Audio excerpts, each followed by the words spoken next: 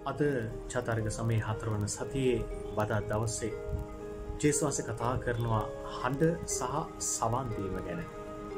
උන්වහන්සේ අපිට කියනවා මේ හඬ ඇසෙන පැය එනවා කියලා. මේ සවන් දෙන අය ජීවත් වෙනවා කියලා තුමාසේ. ඒ නිසා මොකක්ද මේ හඬ?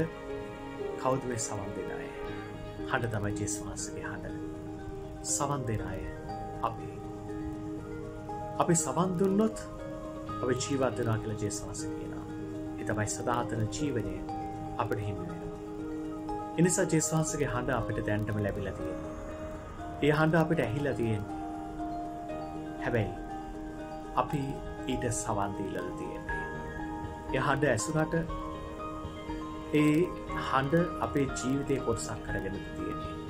ඒ නිසා සවන් දෙන කෙනෙක් වෙලා ඒ ජීවිතේ අපි ලබා ගන්න. ජේසුස්ට